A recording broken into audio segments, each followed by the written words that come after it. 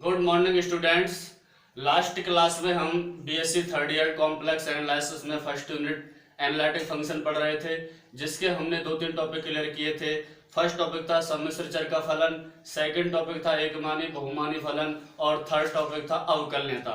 ये टॉपिक हमने अच्छे से क्लियर किए थे। मैंने बताया था कि नेक्स्ट क्लास में अपन इन टॉपिक्स के ऊपर कुछ क्वेश्चंस क्लियर करेंगे। ठीक है स्टूडेंट्स, तो अपन आगे चलते हुए एक क्वेश्चन देखते हैं। इंपॉर्टेंट क्वेश्चन है जो एग्जाम में काफी बार पूछा जाता है कि सिद्ध कीजिए कि फलन F Z is equal to Z की पावर एन, जहां एन अपना कोई इंटीजर है, सर्वत्र क्या होता है, अवकलनीय होता है। हमको ये फलन दिया हुआ है एफ जेड बराबर जेड की पावर एन, इसको हमें क्या दिखाना है, अवकलनीय दिखाना है। अवकलनीय क्या होता है, मैंने कंडीशंस बताई थी कि limit del to Z F Z plus del Z minus F Z upon del Z, ये क्या होना चाहिए, परिमित रूप से विद्यमान। तो देखो इस फलन को अपन अवकलनीय कैसे लेके आएंगे कि हम जानते हैं अवकलनीयता की परिभाषा से।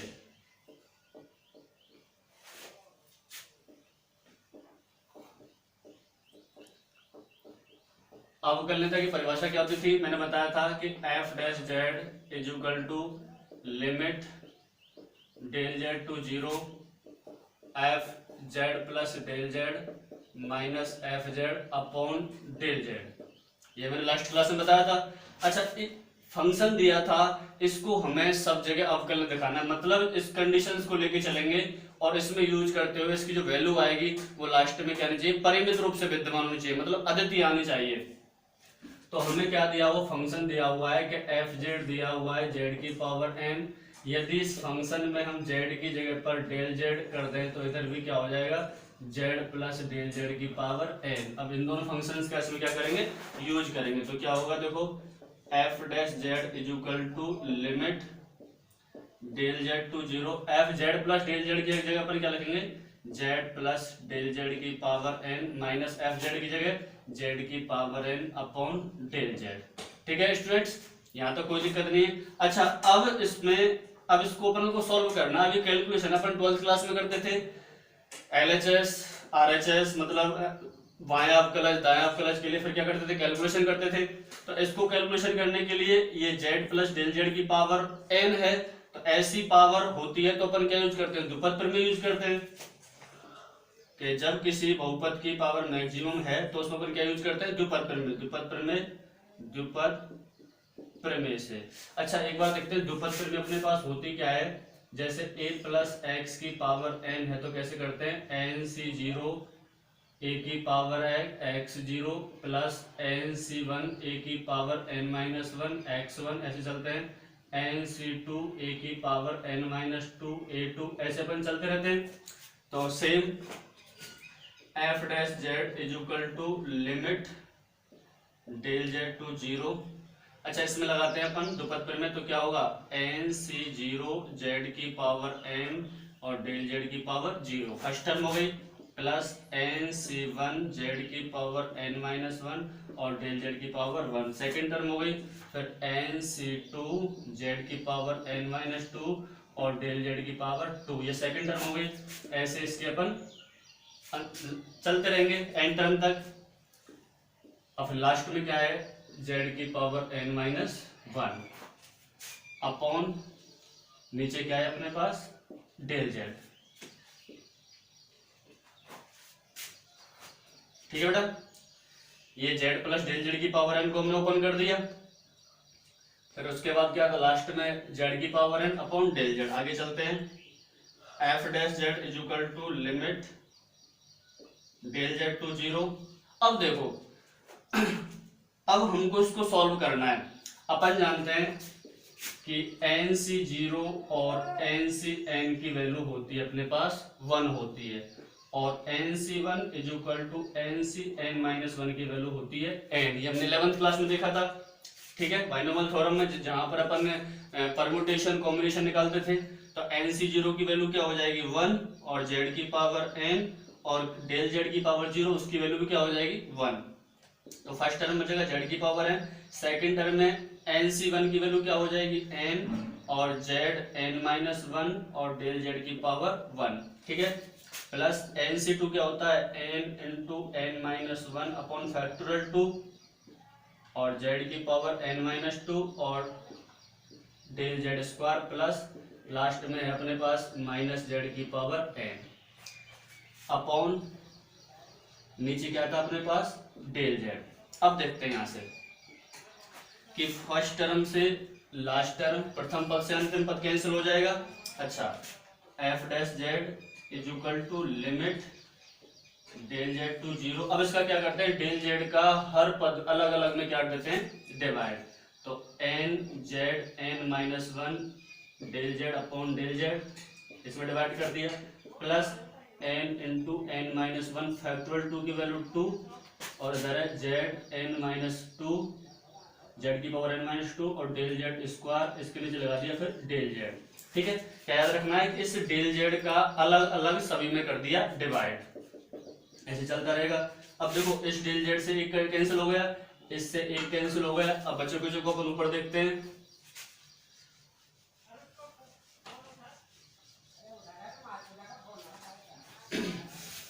आगे देखते हैं F dash Z is equal to limit del Z to 0। अब देखो यहां से देखते हैं डेल जेड से डेल जेड कैंसिल हो गया, तो यहाँ क्या बचेगा एन जेड n-1 प्लस एक से एक कैंसिल हुआ, एक डेल जेड बचेगा n into n-1 upon factorial 2 की वैल्यू क्या होती है 2 और जेड n-2 डेल जेड, ऐसे ही चलता रहेगा। ठीक बेटा। अच्छा, आगे फिर अपन लिमिट लगाते हैं, तो ये हो जाएगा f dash Z is equal to, यहाँ तो लिमिट लगेगी नहीं तो क्या बचेगा एन जेड n-1। जैसे यहाँ लिमिट लगाई डेल जेड तो ये वैल्यू क्या हो जाएगी 0 हो जाएगी, आगे सारी टर्म क्या हो जाएगी 0 हो जाएगी। तो अपने के पास क्या बचेगा कि F dash Z is equal to n z n-1 ये बचेगा, जो कि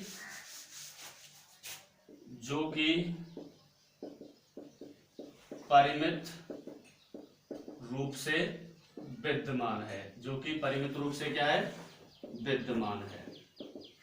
ठीक है, परिमित रूप से विद्यमान कैसे है कि आप n की जगह पर कोई भी इंटीजर लगाइए, आप n की जगह पर कोई भी इंटीजर लगाइए, f डैश जेड इसका अवकल्य हमेशा एक यूनिक वैल्यू मिलेगी। ठीक है, तो ये क्या हुआ परिमित रूप से विद्यमान, अतः फलन F Z is equal to Z की पावर n सब जगह क्या है अवकलनीय है। ठीक है स्टूडेंट्स, इतना प्रूफ करना। दोबारा देखो क्या प्रूफ करना था कि हमको फलन दिया था f Z is equal to Z की पावर n और n अपना क्या था इंटीजर, हमको क्या लाना अवकल्य लेना था।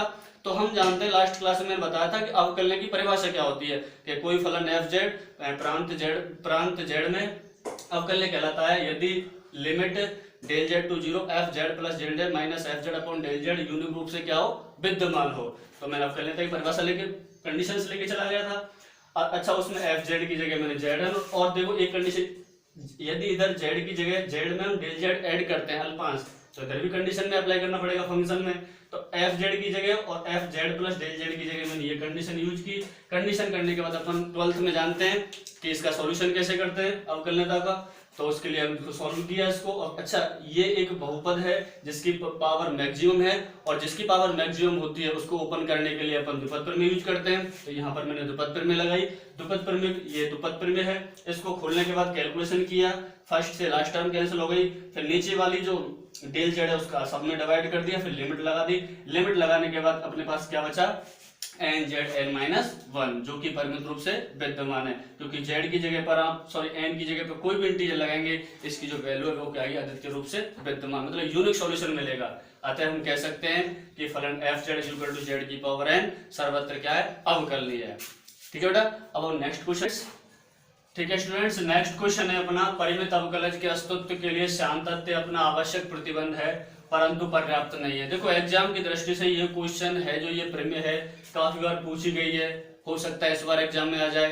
ठीक है, बहुत ज्यादा इंपॉर्टेंट है, समझना है, रटना नहीं है। करना क्या है, परिमित अवकलज के अस्तित्व के लिए सातत्य आवश्यक प्रतिबंध है परंतु पर्याप्त नहीं है। इस प्रमेय में हमको क्या करना है कि सबसे पहले अपन कोई फलन लेंगे, अपने पास कोई फलन ले लिया एफ जेड और जेड नॉट, इस सम्मिश्र फलन में कोई बिंदु मान लिया। इस फलन, ये जो फलन है वो सब जगह पर कैसा होना चाहिए सातत्य, मतलब सतत होना चाहिए, और सतत होना चाहिए परंतु इसका अवकलनीय होना जरूरी नहीं है। ये जो फलन हम लेंगे ये सब जगह सतत तो होगा परंतु ये अवकलनीय सभी जगह, अब कहीं कहीं अवकल्य हो सकता है लेकिन सब जगह इसका अवकल्य होना जरूरी नहीं है। ये चीज हम इस प्रमेय में प्रूफ करेंगे। ठीक है स्टूडेंट्स, क्या करेंगे कि कोई फलन लेंगे एफ जेड और जेड नोट उसका कोई बिंदु लेंगे, इस फलन को हम सब जगह सातत्य से सतत प्रूफ करेंगे। सतत प्रूफ करने के बाद इसका अवकल्य होना, मतलब कहीं कहीं अवकल्य हो सकता है लेकिन प्रत्येक बिंदु पर अवकल्य होना जरूरी नहीं है, ये चीज अपन प्रूफ करेंगे। तो सबसे पहले अपन इसका सातत्य प्रूफ करते हैं। देखो कैसे प्रूफ करेंगे। माना एफ जेड कोई सम्मिश्र फलन है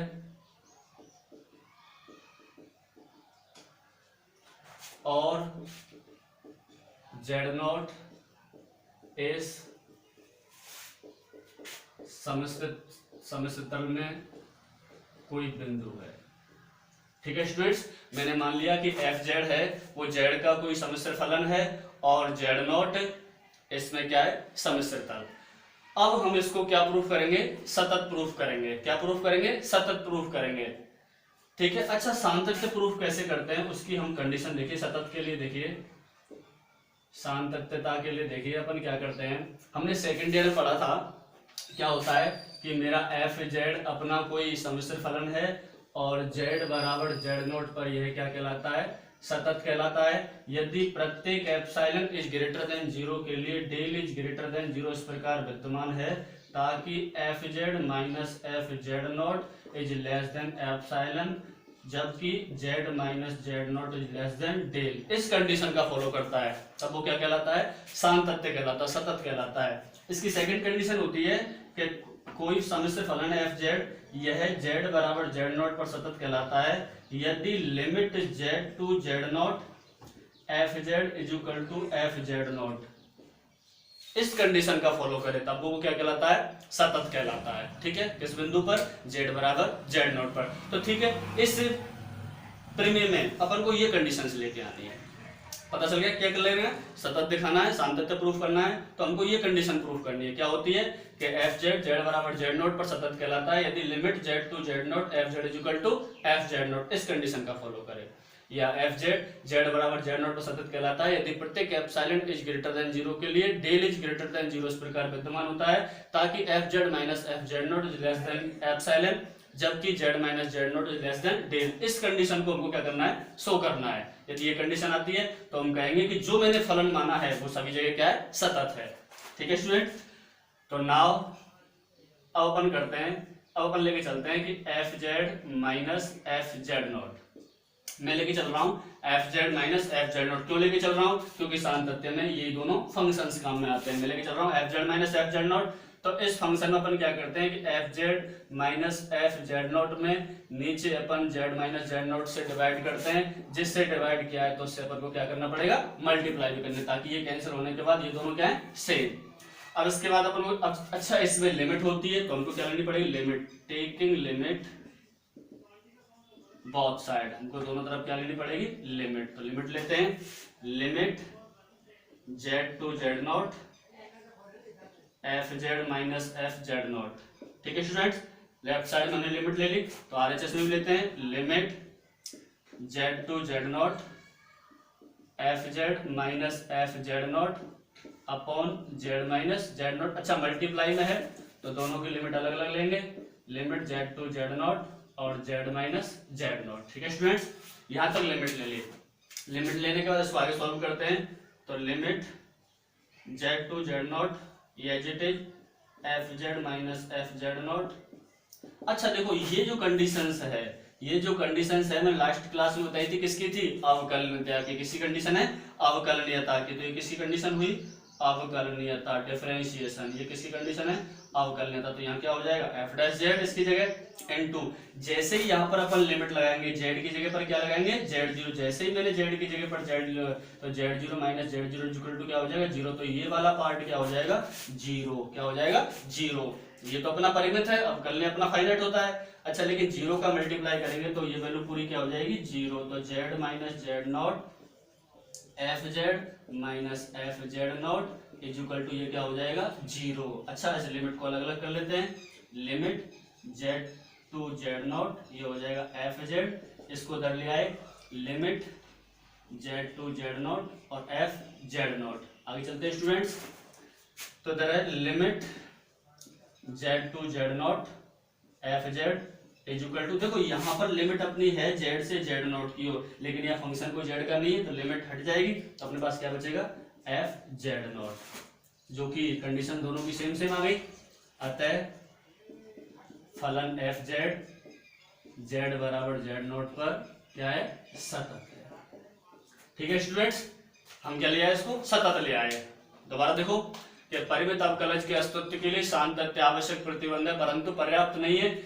इसके लिए हमको दिखाना था कि कोई फलन लेंगे, वो फलन किसी बिंदु पर सतत तो है परंतु अवकलनीय नहीं है, ये अपन को प्रूफ करना है। तो इसमें हमने माना कि एफ जेड जेड का कोई सम्मिश्र फलन है, जेड नॉट इसका बिंदु है, तब मैंने शांत तथ्य मतलब सतत की कंडीशंस बताई थी कि limit z to z not f z बराबर एफ जेड नॉट, ये चीज हमको लेके आनी। यदि ये चीज ले आए तो हम कहेंगे कि जो फलन हमने माना था वो जेड बराबर जेड नॉट पर क्या है सतत है। जिसके लिए मैं F Z minus F Z not लेके चला था, ऊपर नीचे जेड माइनस जेड नॉट से मल्टीप्लाई किया था, दोनों साइड लिमिट ली थी। लिमिट लेने के बाद ये कंडीशन बनती है अपनी, दोबारा देखो ये कंडीशन बनती है अपनी अवकलनीयता की एफ डैश जेड। जैसे यहाँ लिमिट लगाया जेड की जगह पर मैंने जेड नॉट लगाया तो ये वाला पार्ट हो जाएगा जीरो, मल्टीप्लाई करने के बाद ये पूरा हो जाएगा जीरो। जैसे इधर मैंने लिमिट लगाऊंगा तो ये हो जाएगा limit z to z not, इस पर लिमिट लगेगी नहीं, ये एज इट इज बचेगा। तो ये किसकी कंडीशन आ गई शांत तथ्य। अतः फलन एफ जेड जेड बराबर जेड नॉट पर क्या है सतत है। अब इसका, अब जो मैंने फलन माना था, अब इसका विलोम जरूर नहीं है कि अवकलनीय हो। अब इसको अपन नेक्स्ट एक एग्जांपल समझेंगे कि जो फलन दिया है वो एफ जेड जेड बराबर जेड नॉट पर सतत है परंतु इसका विलोम सत्य नहीं है कि अवकलनीय है। इसके लिए अपन एक एग्जांपल देखते हैं। अभी हम जो लास्ट पर में थी उसका अपन विलोम देखते हैं कि वो फलन था वो सब जगह सतत तो था लेकिन उसका अवकलनीय होना जरूरी नहीं है। इसके विलोम के लिए अपन एक एग्जांपल लेते हैं कि सिद्ध कीजिए कि फलन एफ जेड बराबर जेड मॉड का स्क्वायर, ये फलन है वो सब जगह सतत तो है परंतु यह अवकलन केवल, इसका अवकलज है वो केवल मूल बिंदु पर है। ठीक है बेटा, इसका जो अवकलज है वो केवल मूल बिंदु पर है, वो ना तो इसके रियल पार्ट पर है ना ही इसके इमेजिनरी एक्सिस पर है, ना ही तो इसके रियल एक्सिस पर है और ना ही इसके इमेजिनरी एक्सिस पर है, वो कहां पर है सिर्फ मूल बिंदु पर। तो इसको अपन देखते हैं। दिया हुआ है f Z is equal to z mod का स्क्वायर, ये दिया हुआ है। अच्छा अपन जानते हैं एक तरह से कि जेड इज इक्वल टू अपन क्या मानते हैं एक्स प्लस आयोटा वाई मानते हैं, यही मानते हैं। तो यहाँ पर इसके लिए अपन रखते हैं कि एक्स प्लस आयोटा वाई, ये लिखा हमने इसके मॉड का स्क्वायर। अच्छा कभी भी इसका अपन मापांक निकालते हैं तो कैसे निकालते हैं x square plus y square और इसका क्या है होल स्क्वायर, तो ये हो जाएगा x square plus y square. तो ये f Z is equal to क्या गया x square plus y square. F Z is equal to z mod का स्क्वायर था, जेड इज इक्वल टू सम्मिश्र संख्या क्या मानते हैं एक्स प्लस आयोटा वाई। अच्छा इसका मॉड है मापांक है वो कैसे निकालते हैं root x square plus y square, उसका होल स्क्वायर है तो रूट से कट जाएगा, क्या बचेगा x square plus y square. अब देखो चूंकि x square plus y square क्या है सर्वत्र सतत है, सर्वत्र सतत है, अतः जेड मॉड का स्क्वायर भी क्या होगा भी सर्वत्र सतत होगा। ठीक है स्टूडेंट्स, यदि ये दिया था कि f Z is equal to z mod का स्क्वायर क्या सर्वत्र सतत है, ये दिया हुआ है तो x square plus y square भी सब जगह क्या होगा सतत होगा। ठीक है, अब हमको क्या प्रूफ करना है, अब हम प्रूफ करेंगे, अब हम सिद्ध करेंगे क्या अवकलज, क्या सिद्ध करेंगे अवकलज। अब हम सिद्ध करेंगे कि यह सर्वत्र अवकलनीय होगा। क्या सिद्ध करेंगे सर्वत्र अवकलनीय, अतः अवकलनीय की परिभाषा से अवकलनीयता की परिभाषा से अवकलनीयता की परिभाषा क्या होती है कि F dash Z is equal to limit del Z to zero F Z plus del Z minus F Z upon del Z. ये लास्ट क्लास हमने देखी थी। अच्छा हमें फंक्शन क्या दिया हुआ है एफ जेड, ये वाला दिया हुआ है, ये फंक्शन है अपने पास। फंक्शन दिया हुआ है कि f Z is equal to z mod का स्क्वायर, यदि इसमें f Z plus del z करते हैं तो इधर फंक्शन चल जाए, मॉड के अंदर जेड प्लस डेल जेड का होल स्क्वायर, ये भी चेंज हो जाएगा। अब इन दोनों का अपन यूज करेंगे, क्या करेंगे, यूज करेंगे। तो f dash Z is equal to limit del Z to 0, इसकी जगह क्या आ जाएगा, जेड प्लस डेल जेड के मॉड का स्क्वायर माइनस एफ जेड की जगह है जेड मॉड का स्क्वायर अपॉन डेल जेड। ठीक है स्टूडेंट्स, यहां तक कोई दिक्कत नहीं है। आगे चलते हैं।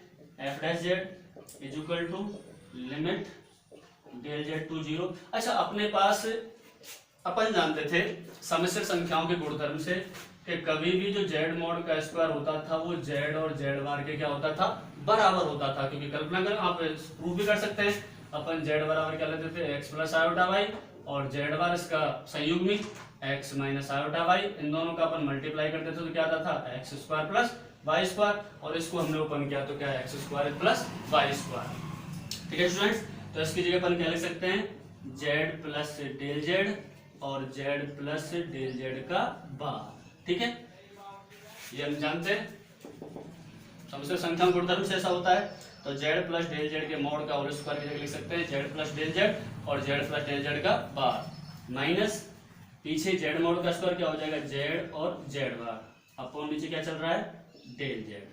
ठीक है स्टूडेंट्स, आगे चलते हैं अपन।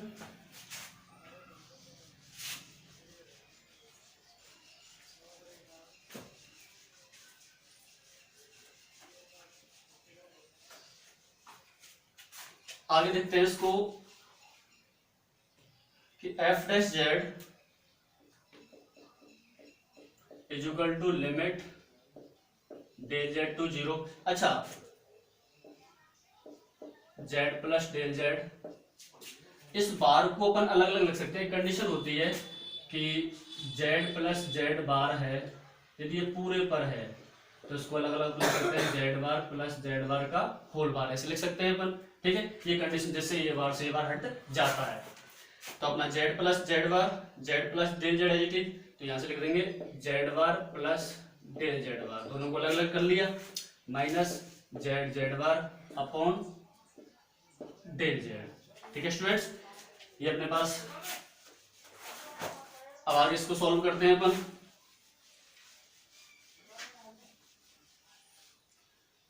कि F dash Z is equal to limit del Z to 0। देखो अब सॉल्व कैसे करेंगे, अब इसका मल्टीप्लाई करेंगे। पहले इसका इससे करते हैं, मल्टीप्लाई सभी करना जानते हैं। इसका इससे किया तो जेड जेड बार, इसका इससे किया plus Z del Z bar, इसका इससे किया plus del z z bar, और इसका इससे किया तो प्लस डेल जेड और डेल जेड बार, लास्ट में क्या है minus z z bar upon del z. यहाँ तक स्टूडेंट्स कोई प्रॉब्लम नहीं है। इसका इससे किया जेड जेड बार, इसका इससे किया Z del Z bar, plus इसका इससे किया डेल जेड जेड बार, इसका इससे किया। ठीक है, लास्ट से फर्स्ट टर्म अपने पास कैंसिल। अब इसका कर देते हैं अपन अलग अलग डिवाइड कर देते हैं। क्या कर देते हैं, अलग अलग इसका कर देते हैं डिवाइड। तो z del Z bar upon del z plus del z z bar upon del z, अलग अलग कर दिया इसका divide, del Z bar upon del Z. ठीक है स्टूडेंट्स, अलग अलग कर दिया इसका डिवाइड। तो देखो डेल जेड से डेल जेड कैंसिल और डेल जेड से डेल जेड कैंसिल, तो अपने पास बचेगा f dash Z is equal to limit del Z to 0 z bar plus del Z bar plus Z del Z bar upon del z. अपने पास ये बचा। अब यहां पर देखना है अपने पास जो लिमिट थी वो क्या थी, डेल जेड टू 0। अपने पास लिमिट क्या थी, डेल जेड टू 0। अब यहां देखते हैं कि यदि अपना डेल जेड 0 की ओर जा रहा है, यहां से पता चल रहा है कि चूंकि डेल जेड टू 0 तो डेल जेड बार भी क्या हो जाएगा 0, तो मतलब ये वाला पार्ट अपना क्या हो जाएगा 0। तो अपने पास क्या बचेगा कि F dash Z is equal to limit del Z to 0 z bar plus del Z bar plus ये वाला पार्ट क्या हो जाएगा 0 हो जाएगा। ठीक है बेटा, ये वाला पार्ट अपने पास क्या हो जाएगा 0 हो जाएगा। अब इस वाले पार्ट को 0 नहीं करेंगे क्योंकि ये वाला पार्ट एक अलग है, इसमें अपन रियल पार्ट इमेजिनरी पार्ट दोनों ले रहे हैं। लेकिन ये जो वाला पार्ट है इसमें नीचे देखो अपने पास लिमिट थी वो डेल जेड टू क्या थी 0, तो यदि हम नीचे 0 लगाएंगे तो ये अनिर्धारित रूप हो जाएगा, अनडिटरमाइन हो जाएगा। तो इसको हमने क्या कर दिया 0 कर दिया। अब देखो यहां से 0 होने के बाद ये वाला हट जाएगा, तो अपने पास बड़ा Z bar plus del Z बार। अपन चेंज किस में कर रहे हैं, डेल जेड में कर रहे हैं, तो यहां से इसकी अब दो कंडीशंस बनती है, यहां से इसकी अब क्या कंडीशंस बनती है, दो कंडीशंस बनती है। देखो वो अपन कैसे देखते हैं,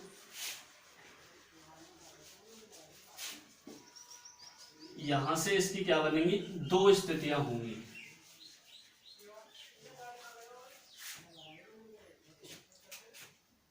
इसकी दो स्थितियां होंगी। देखो दोनों स्थिति क्लियर कर लेते हैं। अपने पास क्या है, एफ डैश जेड, पहला ले रहे हैं, दो स्थितियां होंगी। फर्स्ट, जब डेल जेड कहां पर अग्रसर कर रहा है, वास्तविक अक्ष के अनुदिश हो। सेकंड है कि जब डेल जेड अपना कहां पर हो, काल्पनिक अक्ष के अनुदिश हो। तो यहां से देखो अपन जानते हैं कि डेल जेड बराबर क्या होता है, del x plus iota del y, यही होता है, ठीक है स्टूडेंट्स। और डेल जेड, अच्छा ये होता है हमारा कहां पर है, वास्तविक अक्ष पर, वास्तविक एक्स के अनुदिश है, तो यहां से डेल वाई क्या हो जाएगा, 0 हो जाएगा। तो डेल जेड बराबर क्या बचेगा, डेल एक्स, और डेल वाई अपने पास क्या हो जाएगा, 0। तो सिमिलरली डेल जेड बार भी क्या बचेगा अपने पास, डेल एक्स, ठीक है स्टूडेंट्स। यहां पर जा रहे अपन जानते हैं डेल जेड इक्वल टू क्या होता है, del x plus iota del y, ये होता है अपना कौन सा है, काल्पनिक अक्ष वाई का अनुदिश। तो यहाँ पर अपना डेल एक्स क्या हो जाएगा, 0 हो जाएगा, और डेल जेड बराबर क्या बचेगा, आयोटा डेल वाई, और डेल जेड बार बराबर क्या बचेगा, माइनस आयोटा डेल वाई, ये अपने पास वैल्यू बचेंगे, ठीक है स्टूडेंट्स। अब हम इसमें लगाते हैं, किसमें लगाते हैं, इसमें लगाते हैं। तो देखो कैसे लगाएंगे, कि लिमिट डेल जेड टू अपने पास क्या हो जाएगा, 0। अच्छा इसको अपन तोड़ते हैं, जेड बार अपना एज इट इज है, प्लस जेड बार अपना एज इट इज है, प्लस इसको अपन तोड़ते हैं, डेल एक्स बार प्लस आयोटा डेल वाई बार, इसमें अपन तोड़ते हैं।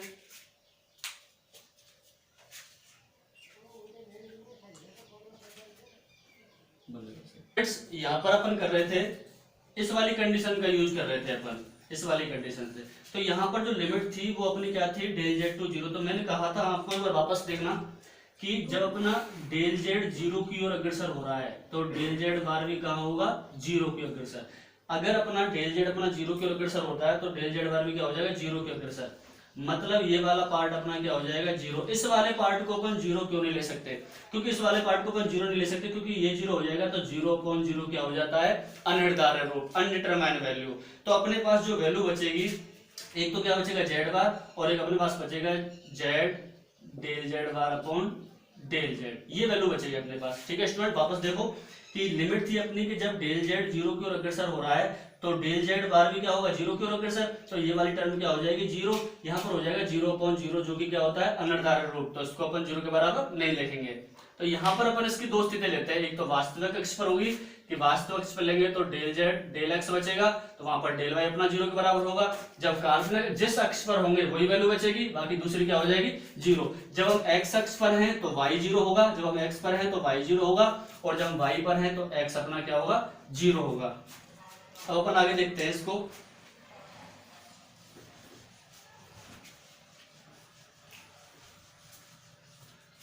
आगे देखते हैं, यहां से देखते हैं। तो f dash Z is equal to limit, अच्छा ये एक्स एक्स पर है, तो डेल एक्स टू क्या हो जाएगा, 0 हो जाएगा। यहां से बचेगा जेड बार प्लस जेड, इसकी जगह अपन क्या लिख देंगे, डेल जेड बार की वैल्यू क्या होती है, यदि डेल जेड अपना ये है, तो डेल जेड बार की वैल्यू क्या हो जाएगी, del x minus iota del y, ये हो जाएगी। अच्छा वाई तो अपना क्या है, 0, तो ये हो जाएगा अपना del x minus iota del y upon del x plus iota del y, ठीक है। तो ये f dash Z is equal to limit del x to 0 यहाँ से क्या बचेगा जेड बार प्लस, अब देखो जब अपन किस पे थे, एक्स अक्ष पे थे, तो वहां पर डेल वाई की वैल्यू क्या थी, 0 थी, तो ये वाला पार्ट 0, तो ये वाला पार्ट क्या हो जाएगा 0, और इससे कैंसिल हो जाएगा, तो क्या बचेगा जेड बचेगा। और लिमिट अपनी है तो लिमिट क्या हो जाएगी जेड बार प्लस जेड, क्योंकि अपनी लिमिट एक्स पर है, एक्स तो अपना कैंसिल हो गया तो लिमिट हट जाएगी, तो यहाँ क्या बचेगा z bar plus z. Similarly इधर आते हैं, तो इधर f Z is equal to क्या है, लिमिट डेल जेड टू 0 था, लेकिन यहाँ पर अपन क्या लेना आयोटा डेल वाई टू 0, और यहाँ पर क्या है Z bar plus Z del Z bar upon del Z, ये कंडीशन थी डेल जेड टू 0। अब अपन काल्पनिक अक्ष पर ले रहे हैं, तो f dash Z is equal to limit क्या हो जाएगी आयोटा डेल वाई, जिस काल्पनिक अक्ष पर ले रहे हैं तो वाई बचेगा, तो del y is equal to 0, ये as it is plus z, इसका क्या हो जाएगा del x plus iota del y, ये माइनस का हो जाएगा ऊपर, तो डेल बार है, और नीचे del x plus iota del Y. अपन किस पे चल रहे हैं, वाई एक्स पे चल रहे हैं, अपन वाई एक्स पर चल रहे हैं, वाई एक्स पे चल रहे हैं, तो वहां पर एक्स की वैल्यू क्या होती है 0 होगी, अपन वाई एक्स पर चल रहे हैं तो डेल एक्स की वैल्यू क्या हो जाएगी 0, तो ये वैल्यू अपने पास क्या हो जाएगी 0 हो जाएगी, मतलब हट जाएगी, और इसकी जगह अच्छा तो अपने पास बचेगा f dash Z is equal to limit del y to 0 z bar plus z, ये चीज हो जाएगी कैंसिल, और ये क्या बचेगा माइनस, जो अब आ जाएगा बाहर। सॉल्व करते हैं, तो f dash Z is equal to z bar minus z, ये अपने पास बचा। इसके एलएचएस में क्या बचा था, f Z is equal to z bar plus z, जो कि दोनों को देखो दोनों अद्वितीय नहीं है, यूनिक नहीं है, मतलब दोनों अलग अलग हैं। अतः हम कह सकते हैं कि जो एफ जेड है वो जेड मॉड का स्क्वायर, वो सब जगह सतत तो है, परंतु जो इसका अवकलन है मूल बिंदु पर है। अगर देखो इसकी जगह हम ओरिजिन लेते हैं, एक्स की जगह पे 0, वाई की जगह 0 लेते हैं, तो ये पूरा क्या हो जाएगा 0 हो जाएगा, और 0 होते ही वो क्या हो जाएगा अवकलन। लेकिन इसके हम वास्तविक अक्ष और काल्पनिक अक्ष पर जाएंगे तो वहां पर दोनों की वैल्यू परिमित नहीं है, दोनों अलग अलग विद्यमान है, ठीक है, वहां पर इनका सॉल्यूशन अलग अलग है, तो वहां पर वो क्या होगा अवकलन नहीं होगा। ठीक है स्टूडेंट्स, आज के नेक्स्ट क्लास में अपन इसके क्वेश्चंस देखते हैं। Thank you.